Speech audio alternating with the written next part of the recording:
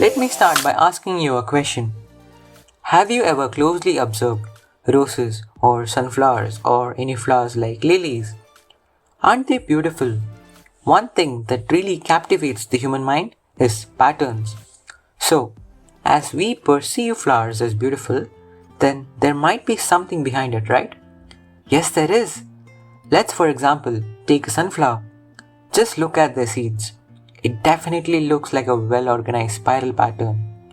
Who gave the little seeds brains to arrange itself in such a beautiful pattern? That only God knows. But what if I tell you that I have nature's recipe to make such spirals that you see almost every day, that makes roses beautiful, cauliflowers look the way they are. We see it in pine cones and the way that leaves of many plants arrange themselves. Well, here's the recipe. 1, 1, 2, 3, 5, 8, 13, 21, 34, 55 and so on. Now you might not just make any sense of these numbers right now, but this sequence is called the Fibonacci series, the first star of the show. There's a second one too, but you'll meet that soon. Now, the Fibonacci series. It's named after an Italian mathematician from the 13th century, Leonardo of Pisa, aka Fibonacci. Now the story goes like this. One day this man was scratching his head trying to do some math. He writes down 1, then 1 again, then he adds it both and gets 2. Then he adds 2 plus 1 and gets 3.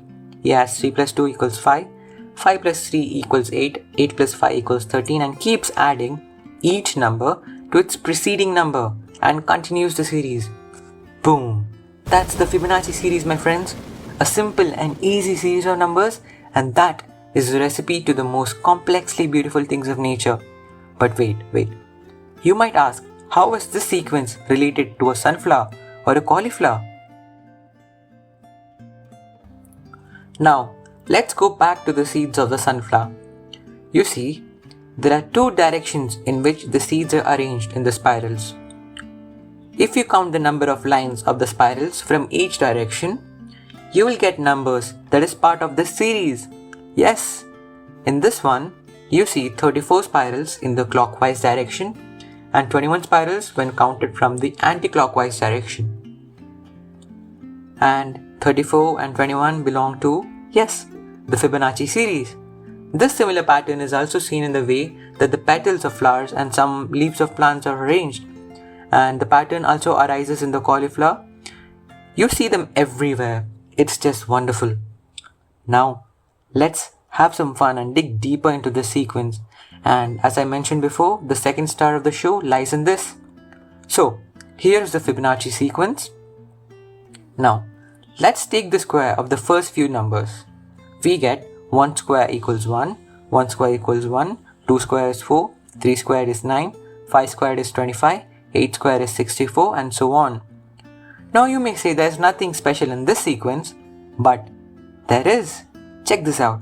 1 plus 1 equals 2, 4 plus 1 equals 5, 9 plus 4 equals 13, 25 plus 9 equals 34, and you can keep going on and on and on.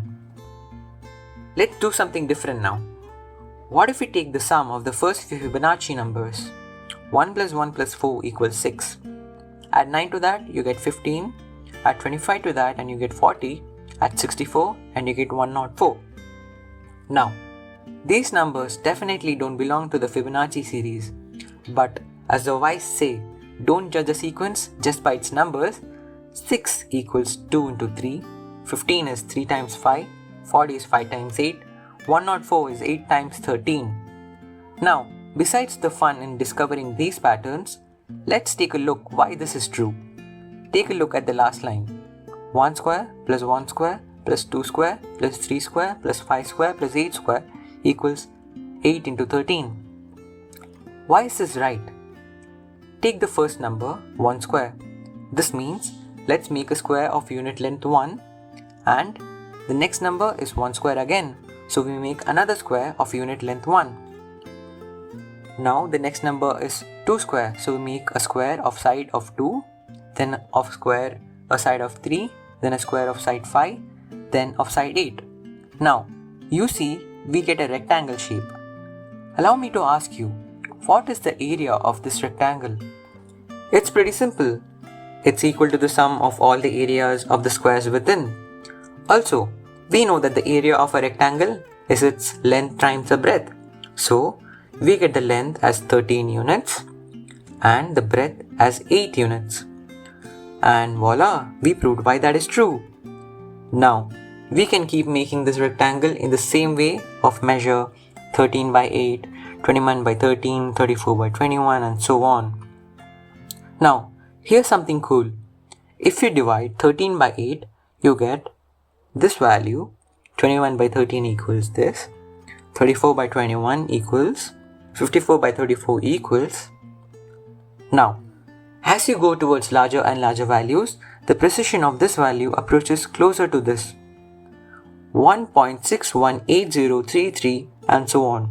And that, my friends, is the golden ratio, the second star of the show. We humans have been obsessed by this ratio for almost forever, and Mother Nature can't stop using these numbers in its marvels. We see them in nature, in our own paintings like this one, and in a lot more places. Here are some images showing you the observations of this golden ratio. Now, that's just the end to this video, but not your imagination. Let's end the video by saying, math is not only about solving for x, but also to find out y. Thank you.